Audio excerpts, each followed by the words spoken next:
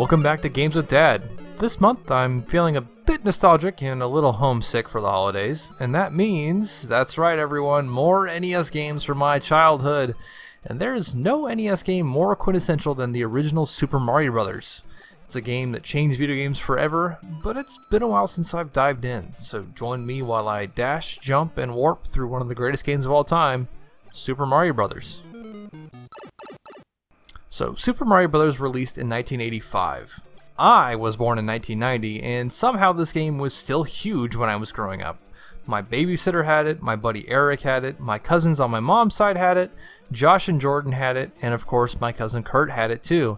Everybody that had an NES growing up had a copy, which makes sense because it was packed in with the console. So eventually when the NES and all of Kurt's games made it over to my grandparents, it quickly became one of me and my cousin's perennial classics like Ninja Turtles. And we always just had to play it when we were up at the farm. Later on, when I got my Game Boy Color in 1999, my parents decided to get me a copy of Super Mario Bros. Deluxe, which was a port of Mario Bros. And the Lost Level sequel, with a few extra features here and there, which means that over time, I became the best Mario player in my family, which is a very lame thing to say in the year 2020, which means it was even more lame in 1999. So anyways, less about how much of a dork I was at the turn of the millennium, and onto the game. You know, they say there's beauty in simplicity, and I feel there's almost no better case for that than Super Mario Bros. You only have two buttons, run and jump, and everything that you come across can be handled by doing one of those two things. You've got your standard baddies like the iconic Goombas and Koopas, the spiny chucking Lakitus, and the Hammer Brothers, my worst nightmare. You travel through 8 worlds, 4 levels apiece, with the last level always being a castle. So you've got your standard overworld with daytime, nighttime variants, your underground levels, underwater levels, and even levels where you run among treetops and the tops of mushrooms. If you're tenacious enough, you can even find secret areas that let you warp to later worlds. Coincidentally, this is what makes speedruns of Mario Bros. So incredibly short. The current world record as of making of this video is a blistering 4 minutes, 55 seconds, and 430 milliseconds. And before you ask, yes, the milliseconds are very important. But when you're not speeding through the Mushroom Kingdom, the game actually has a really nice pace to it. The game gradually introduces more enemies over the first 6 worlds before throwing the gauntlet at you in the last 2. You typically get mid-level checkpoints, but that gets thrown out the window in World 8. I remember hitting the wall when I first got to World 8 on Super Mario Bros. Deluxe. It took me days of throwing Mario after Mario and battery after battery into my Game Boy.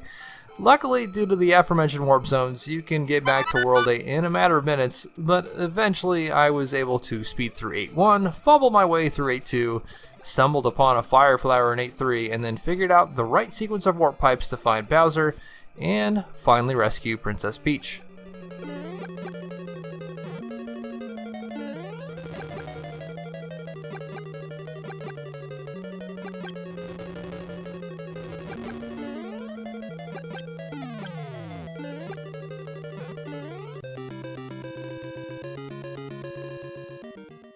So what do I like about Super Mario Bros.? And the first thing that comes to mind would be the simplicity. It is so incredibly easy to pick up the game and play it.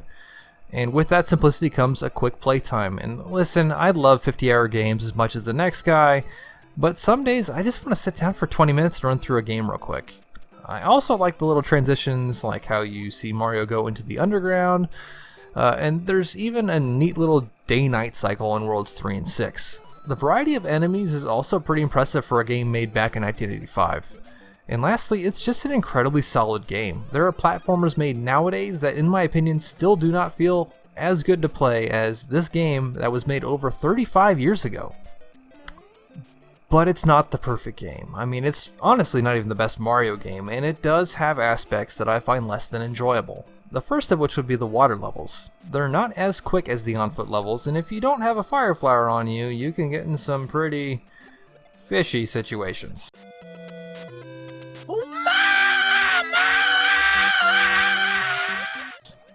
Speaking of the water levels, what I actually mean by that is water level.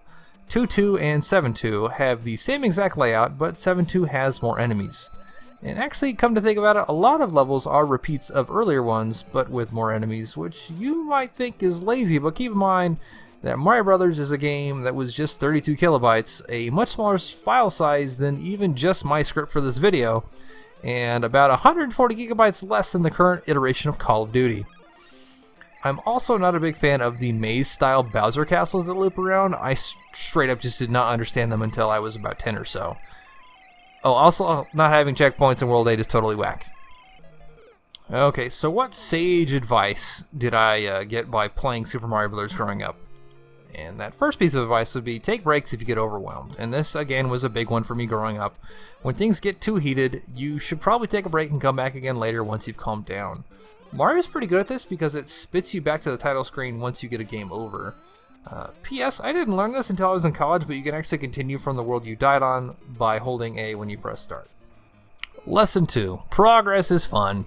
Starting out, me, Josh, Jordan, and your Uncle Joe were all absolutely just garbage tier at Mario Brothers. But over time, we eventually got better and could even get past the first few levels. From there, the game gets much more fun the more you play. We even got to the point where we would play small games inside the game, like how far can you get with just crouch jumping or small Mario only.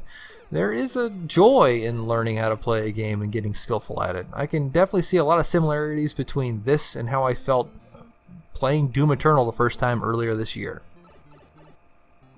And lesson 3, simple is good. Games don't have to be complex to be good. If you make a simple, focused game that is tightly wound together and plays great, people will come back to play it again and again. I still play Mario Brothers around once a year, and Mario Brothers is 35 years old now. So would I recommend playing Super Mario Brothers? Of course, it's a fantastically put together game, and many people say that it saved the video game industry, at least over here in the States. It wrote the book on how running, jumping, and general player feedback should feel in video games. You can still find the original carts pretty cheap nowadays. It was also on the NES Classic, which I recorded this review on, as well as the Nintendo Switch Online's NES app. So I'm gonna miss going up to my grandparents' farm this holiday season.